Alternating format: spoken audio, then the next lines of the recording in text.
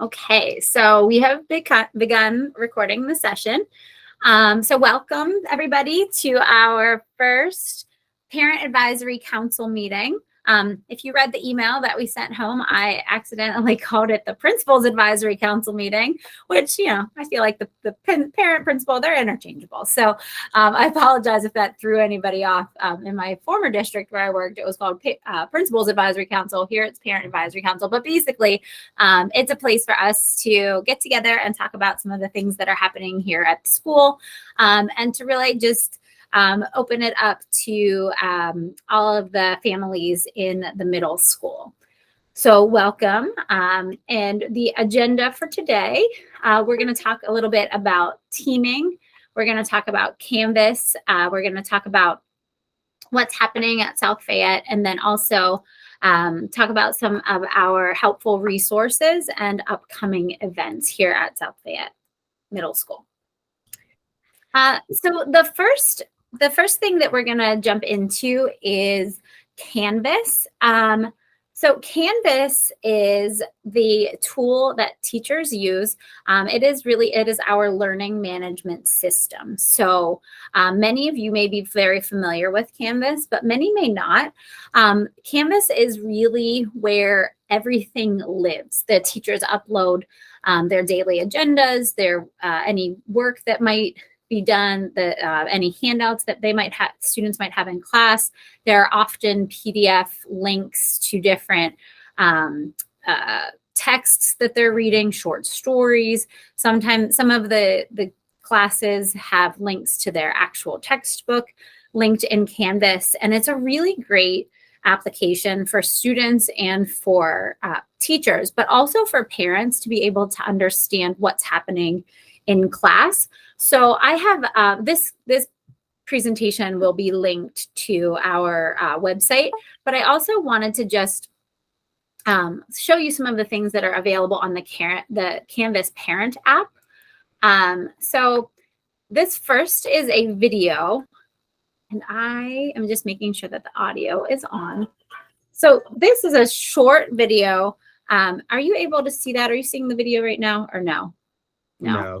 I think it's because I'm only, let me do something on my share settings. I apologize. No problem. While Dr. Cremone's doing that, I can say, one thing that we're really trying to do this year, now that we've had Canvas a part of our middle school programming for a couple years now, we're really trying to get parents involved more so than they have been in the past with the Canvas parent side of things. So it's pretty easy. Once you find the Canvas Parent app, it is a separate app, and you can find it in the App Store, whichever mobile device you're using. You can find that mobile app. So once you've found the app and have downloaded it, you just click Find School and type in South Fayette. Be sure to select Parents, and then create free accounts. And then you'll need a pairing code. And to get the pairing code, have your child log into Canvas and open the Click Account settings from the Canvas dashboard and click Pair with Observer to get the code. And that's pretty much what's in the links that we're going to be sharing with you in this presentation that you can access on the website. There's also the guides available for you on the middle school website as well. But once you get in there, you can see all of your child's classes, and you can communicate with teachers, you can follow class calendars, view due dates, and even read instructions for upcoming assignments. So it really helps if your child needs that extra support at home on kind of just that, it allows you as a parent to kind of have more of the instruction, more of the teacher side of things for the assignments that are upcoming. So currently South Fayette does not have Canvas syncing with PowerSchool though. So we do want to make a note of that. Certain assignments may have grades, and they may have weights and things for assignments, which may be incorrect. So we still rely on PowerSchool for the grades. So even though there are graded assignments that live in Canvas, they are then put into the PowerSchool grade book, which may have different weights and things and categories, which may change the grade slightly. So as we said, it's assignments, it's due dates, it's upcoming events, there's announcements, calendars. Those are all great tools for parents who want that access. just make sure you realize that the grades are always going to be in Power School and not Canvas. That's how we see the accurate grading for each student.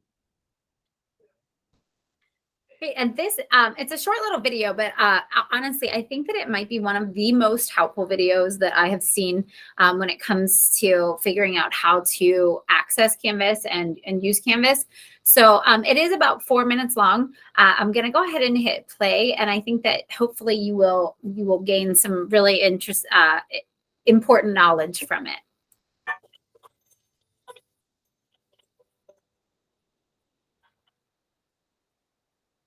Meet Amy Peterson. Amy has 2 kids.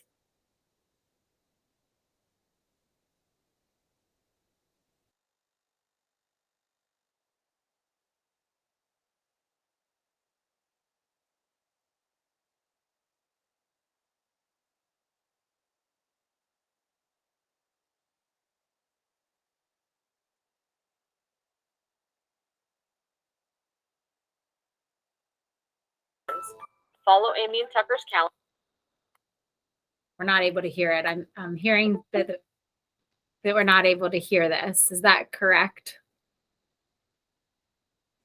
I think if you mute yourself, it mutes the video. Oh, sorry. Thank you. Do you have it shared as a tab as well? Like share this? Shared as a window. Oh, okay. I think if you share as a tab, it might have better audio. But okay, I'm going to hit play. Can you just let me know if you can hear? I apologize for that. Calendars and communicate hear it? easily with teachers. I'm going to back it up to where I hit mute. Here we go. 2 kids, Tucker and Jane. Tucker is in the 8th grade and loves world history. Jane is in the 3rd grade and enjoys science projects. Their school uses Canvas to facilitate student learning. Amy wants to be involved in her kids' education, not to do it for them, but to help them be successful and build confidence as learners. Amy wants to check their grades, view assignment due dates and the instructions, follow Amy and Tucker's calendars, and communicate easily with teachers. Amy hears about the Canvas parent app in an email from the school. Both kids' teachers use Canvas and want to make sure parents can easily stay connected. Amy searches for Canvas Parent in the App Store for her mobile device. After it downloads, Amy searches for her school district in the search bar. When she finds it, she then sees the option to sign in. Amy does not have her own Canvas account yet, so she selects Parents of a Canvas User, Create Account. She enters her name, her email address, and creates a password, but does not have a student pairing code. Tucker creates a pairing code from his account by opening his account settings from the global navigation bar. He selects Pair with Observer and gives that code to Amy. She can now see Tucker's classes and grades on the app's home screen. Jane is still in elementary school, so Amy gets her pairing code from Jane's teacher and easily adds it on the app. Now Jane is all set up with the Canvas Parent app as her sidekick in supporting her kids' education. To make sure she stays up to date on both kids' accounts, Jane sets up her alerts and notifications. On her phone or tablet, Amy selects Manage Students and then selects Tucker. She sets her preferences on when and about what she would like Canvas to alert her. She does the same for Jane. As Amy finishes choosing her notification settings, Jane comes bounding into the house without the coat she was wearing when she left for school. On the app, Amy opens her inbox, selects Jane's class, and sends a quick message to Jane's teacher about the missing coat. That night, before sitting down to dinner, Amy checks Tucker's classes and grades. He's doing pretty well. She also checks the calendar and notices that Tucker has a test coming up in a few days, and then helps Tucker organize his notes and create a study plan after dinner. She notices in her alert section an announcement about a field trip to the local museum for Tucker's world history class, and a request for volunteer parent chaperones. Amy sends a quick message through the Canvas inbox to volunteer as a chaperone Amy glances at the calendar and notices that Jane has a science project coming up. She looks at the assignment and notices a list of supplies and instructions for how to submit the assignment. Amy sets a reminder to buy the supplies. That night, Jane sits at the computer with Amy and they make a plan for Jane's project. Later that week, Amy helps Jane finish the project and helps her submit before the due date. After a long week of extracurricular activities, Amy sees a notification on her Canvas parent app about a missing assignment in one of Tucker's classes. She reads the instructions posted on Canvas and asks Tucker how she can help him complete the assignment. That night, Amy sits with Tucker and helps him upload a picture to submit his assignment. Even though the assignment is still flagged as late and Tucker lost some points, it's still turned in for grading. Like Amy Peterson, you can also support your students' learning and know what's going on in their academic lives. You can download it for free in your app store. You can also log on to Canvas as an observer through your web browser. Also, check out the Canvas guides for observers in the Canvas community. So I thought that was one of the best videos I've seen on the uses of Canvas and uses of the parent app and how it can be beneficial for you as a parent to observe some of your child's classes. The next piece that's attached here is just some more of the how-tos that the video outlined, and then this one is the app versus the browser. If you're more of I'd rather sit at my computer and use my browser as opposed to using a phone, that's just another handout here. And like I said, I will have all of these links live on our website at the conclusion of the meeting today. And then the final one, this was actually sent home to all families about a week or so ago, just to give you some step-by-step instructions on exactly what that video outlined. So we really just wanted to make sure that parents were aware of this helpful tool. I know that my daughter's in second grade here, and I've been using the parent app for my second grader. Not that there's a ton in the elementary school yet, but it's really something that throughout your child's educational career here, not even just in middle school, but as they move on to high school as well, will be really helpful to parents to make sure that they are up to date and able to see what's going on in their child's classes.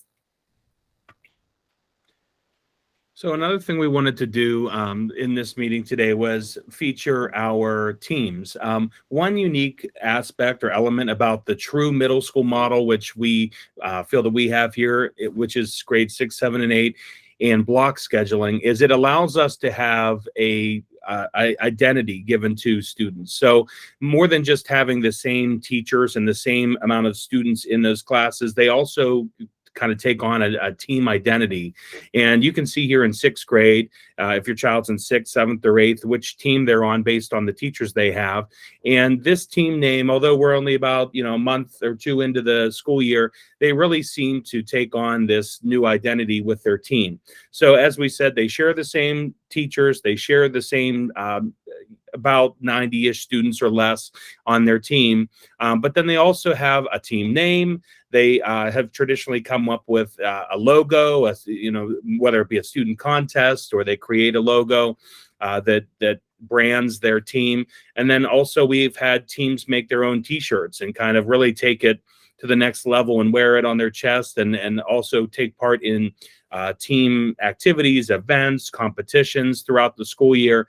But it really gives us a chance to give students kind of that belonging, that sense of belonging. Not only do they belong as a middle schooler or as a 6th grader, but they're also on Team Nile or Team Olympus, and it just gives them another sense of belonging to a group of people.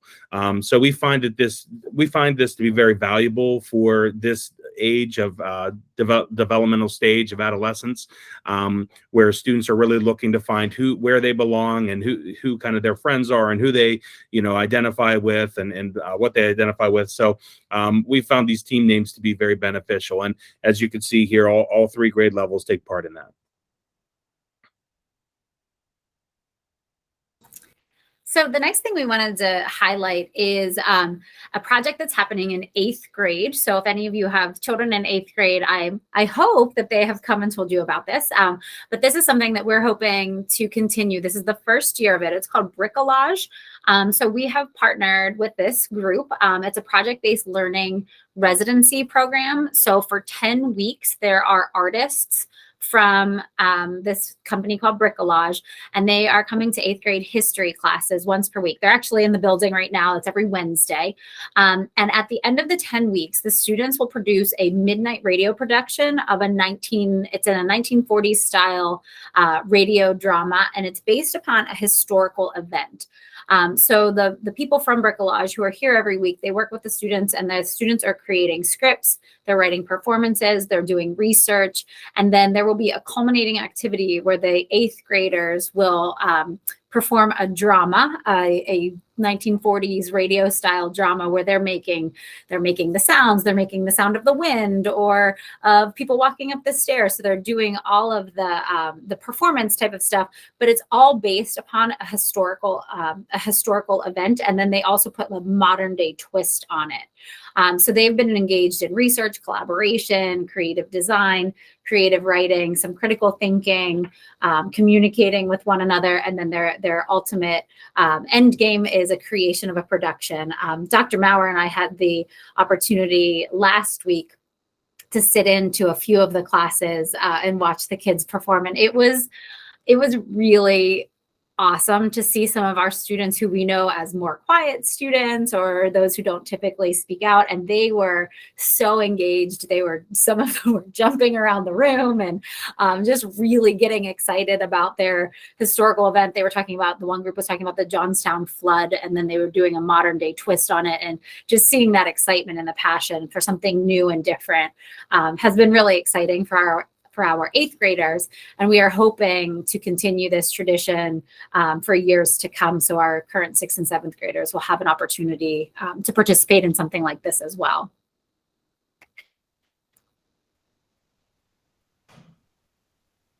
Another project that we wanted to highlight was a new partnership that we took part in, and this actually happened just yesterday. We had a few of our teachers take a group of our girls in STEM and STEAM, some of our girls that represented our school district with the Covestro partnership, which was an interactive workshop that engaged students in STEM and sustainability.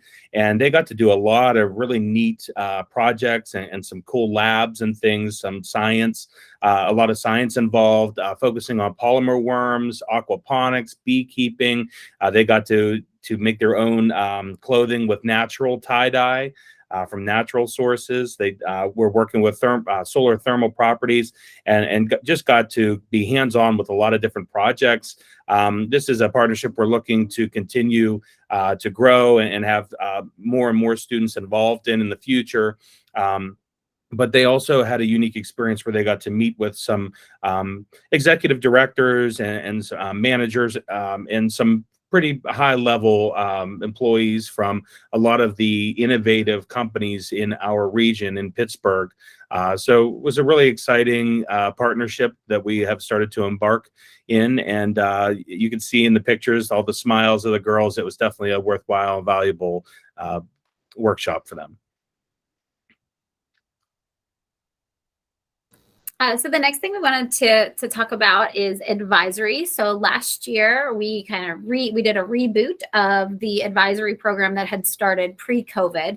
And so last year the entire school, we had the opportunity to pick their advisors. So every student chooses 7 adults that they would like as their advisor. And in order to make that informed decision, they watch videos and they see every staff member here created a slide in a slideshow and about a 2-minute video just talking about what they like, so the students could get to know them. So last year, our entire school picked their advisors.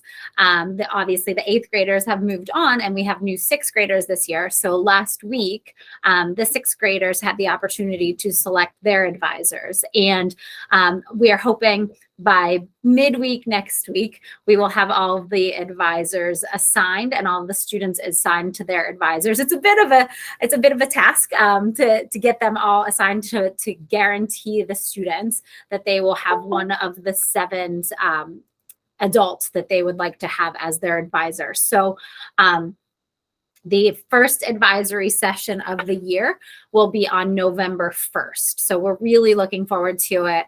I know Dr. Maurer can attest to this, and so many of our staff members. It is such a wonderful time to just spend with kids. We do have 3 pillars to our advisory program, where we are providing personalized support, academic support, and the peer interactions, the peer connections. And it's really a time for kids to just be kids. And what's so unique about our particular advisory program, a lot of middle schools have an advisory program, but what's unique about ours, 2 different things. One is that it's student driven. The students have they select their advisors, and also that we have 6th, 7th, and 8th grade in an advisory group. So the 8th grade students start to take on this leadership role. The 6th graders learn from the 7th and 8th graders. The 7th graders even start to take on a leadership role about midway through the year. You can see them growing into to being leaders and really learning together and working together and making some new friends that maybe they wouldn't have had the opportunity otherwise to get to know. So there's just some photos from last year's sessions, the kids having fun, and it's really a time too for them to bond with an adult in the building that they may or may not have as a teacher or a counselor. So every adult in the almost every adult. Our nurse, we don't have her with a group just because she needs to be available. But all of the teachers, the guidance counselors, Dr. Maurer and I, we all have a group, and it's truly one of our favorite times each month that we get to meet with these kids. So one initiative and goal that Dr. Cremona and I had this past summer was we wanted to kind of better advertise, streamline, and kind of promote our clubs and activities. Our middle school, especially compared to other middle schools in the region, offers a wide array, variety of clubs and activities. We have a giant menu of options that kids can be involved in after school. We often say that we see our buses empty at the end of the school day because a lot of our kids are still here, staying after school for so many different reasons.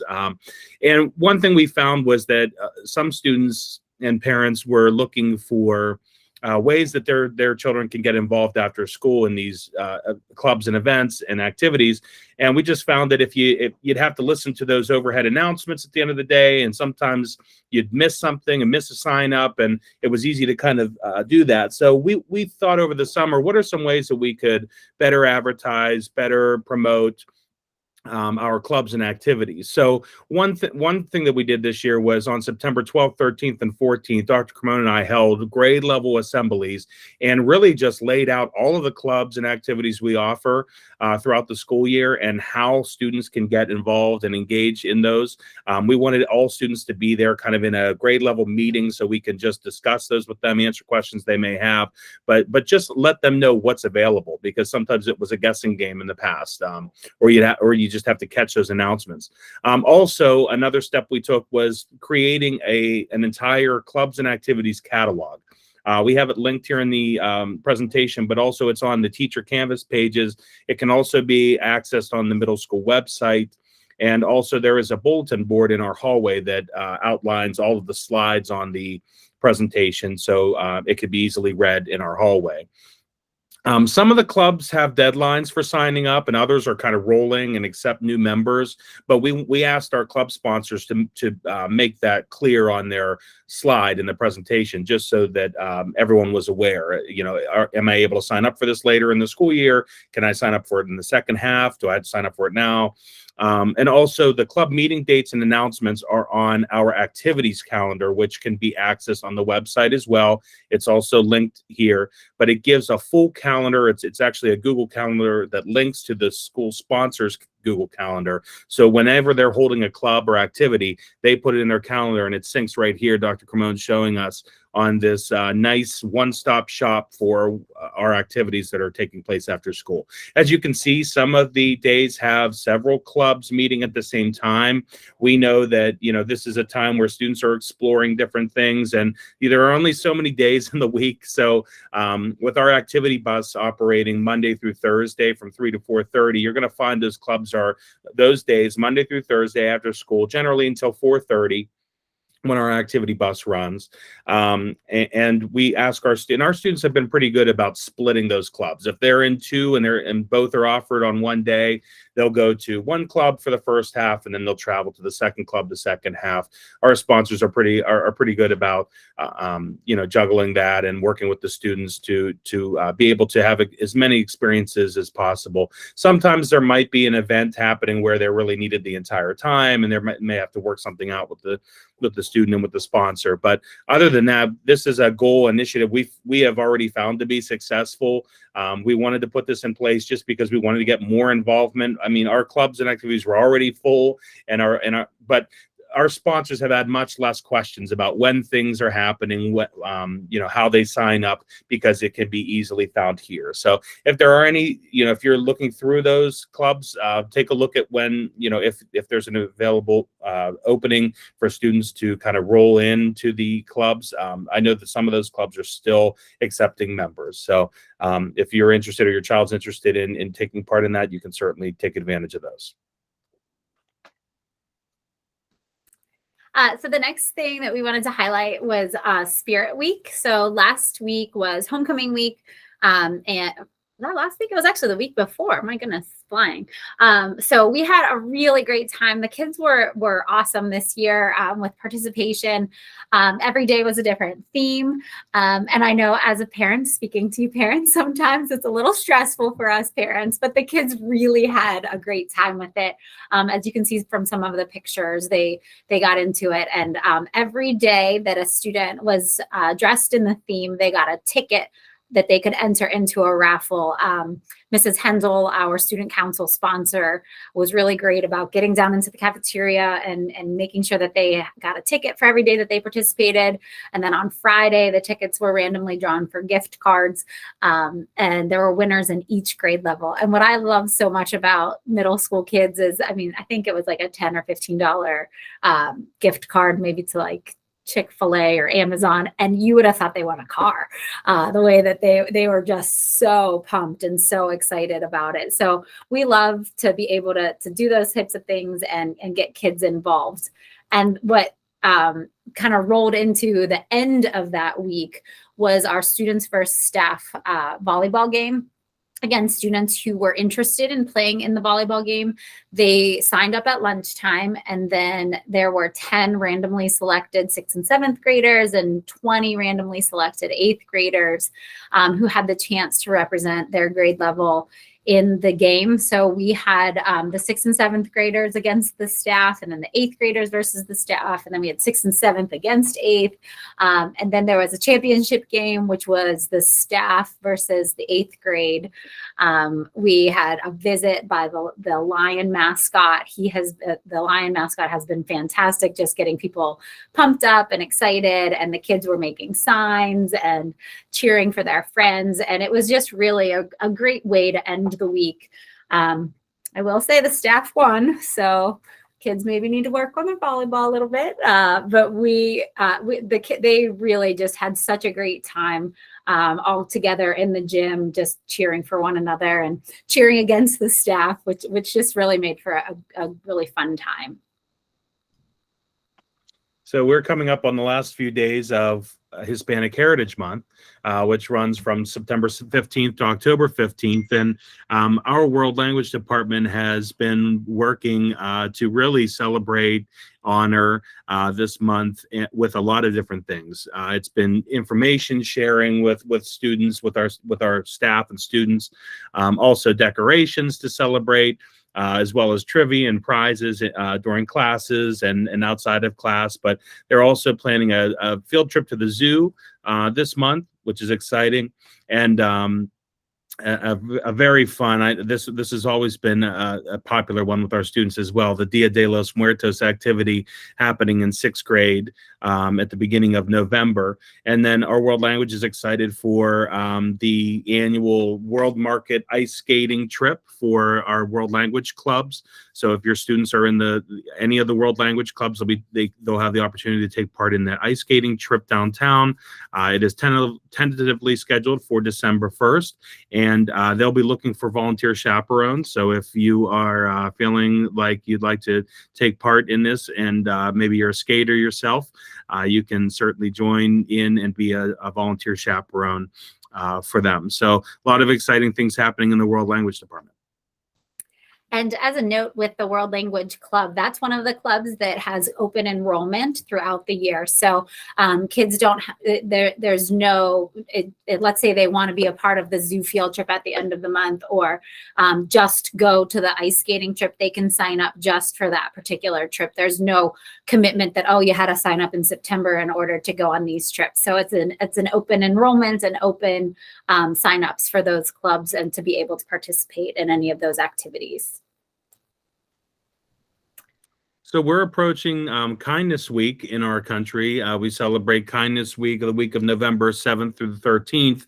And with that being said, we always like to promote and talk about our unique platform that we have called the You Uplift platform, which is a software, a website that allows our students, teachers, parents, anyone in our community to send positive messages or shout out to a friend, a peer, a teacher, a staff member, or to just the entire South Fayette Middle School community. It's really unique because when you hear a lot about, social media and posts, a lot of things can be negative or live in a negative world. But whenever we use the You Uplift platform, it's a way for us to send positive messages and be positive. So we linked the link in here, and you can visit this on your own as well. It's youuplift.com, and then you see Middle School Kindness Wall, the South Fayette Middle Kindness Wall, which is the one-stop shop. Now, the link can be used to view the positive messages that have been submitted, and you can also use that same exact website to submit a positive message to anyone on there. So it's just a way for our students, especially, to practice posting kind messages out to the public, instead of the bad rap that posting can have sometimes in the world of social media. So here you can see the kindness wall, and kind of click through all the positive messages. And then if you scroll down to the bottom, you can submit a message. And what's nice about this program is the message actually comes to the principals, and we're able to, view the message and then allow it to be posted on the kindness board. But again, it just allows our students to practice the idea of posting kindness out there for the world.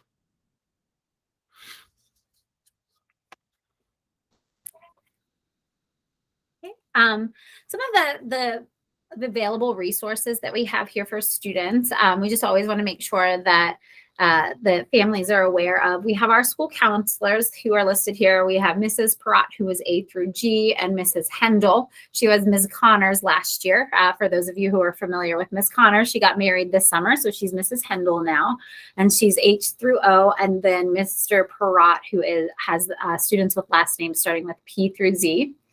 We're also fortunate that we have our school social worker, Mr. Jones. He works with students here at the middle school.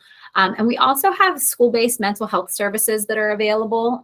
These are third party. They're processed through insurance. But if this is something that you are interested in looking into, or feel that your child has a need for, we can work with you to help get those set up. You would just want to reach out to your child's school counselor, and then we can work through that. So we know it's important to know what all is available when it comes to mental health services. So we just wanted to make sure that we were sharing that information with you as well. If you haven't already begun to follow us, please do so on Twitter and Instagram, and then on our school website. But we really have been trying to, every week we feature a staff member or staff members, a team, to just give you a look into what's happening here in in the building, what the kids are doing. We try to post anytime there's something. We just posted something about one of our 8th grade students who won a national chess tournament. We also had some pictures of the fun things that were happening during Spirit Week and yesterday during the visit for the sustainability project. So really just a way to kind of break down the walls of the building and for you to see into what's happening around the school. We post those on Twitter and on Instagram. And then our school website is a great resource if you're looking for announcements, that activities calendar, the activities slideshow that has all of the different clubs and activities that are available. Soon here, we'll be having our first quarterly student newspaper, and we'll post that on the school website as well. So just if you're looking for some places to just keep up with what's happening here in the buildings, these are 3 really good resources for you. So time is flying, and we also have a lot of events happening within the next month or two. So we wanted to just put them all in one place for you here. First, our school picture makeup days are coming up, as well as our much anticipated middle school musical auditions. I wish you were all here in our cafeteria when Mrs. Horsempa announced the musical this year, us doing Shrek. It's very exciting. Everyone's so excited about it. We also give kudos to our musical staff because they came up with this really fun idea to have kind of a guessing game this year with what our musical was going to be, to just add to the drama and the hype that is the announcement of the middle school musical here. So through the days and weeks, we saw a big list of musicals that could have been, and then through the days they would be taken down until we got to a couple. We actually ran a little poll on Twitter as well and just had some fun with it. So the auditions are coming up here this month. Also, the big middle school game under the lights. This is a tradition we've had. It's generally one of our last games of the season for our middle school football teams. And also the cheerleaders are involved, and our entire band as well. Our 7th and 8th grade band get to be a part of that and kind of make it feel like a high school game under the lights. It's on October 20th at night. So another fun event we have. And then a 2-hour late start in October is on the 24th. Our PAS survey, which will be given to all grade levels, will be happening in that last week of October, as well as, and we can't believe it, the end of the 9 weeks is already upon us here on October 27th. And then October 28th is our much anticipated Halloween dance. This is the 8th year that our Lionhearts Club is hosting the dance, and it's just a great time for students.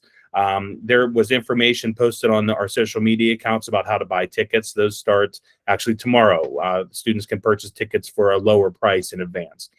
We also have the book fair happening in the last week of October. So lots going on this month. Our report cards will be available on Power School on November 4th.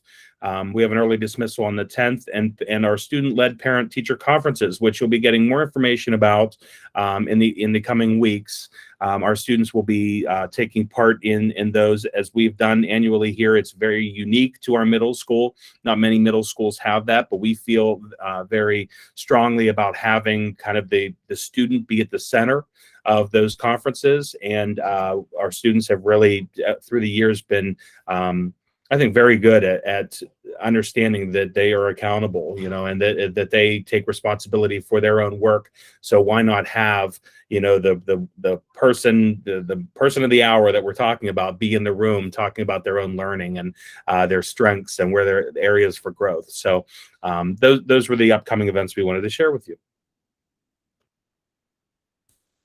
So our next virtual PAC meeting will be on Wednesday, January 11th, and this one will be at noon. We kind of changed the times up to try to make it more accessible to different people who might have different schedules and different time periods that they are available. So that will be our next virtual meeting. At this time, I'm going to stop the recording, but we will take any questions that anybody might have. But let me go ahead and stop the recording. I can remember how to stop the recording.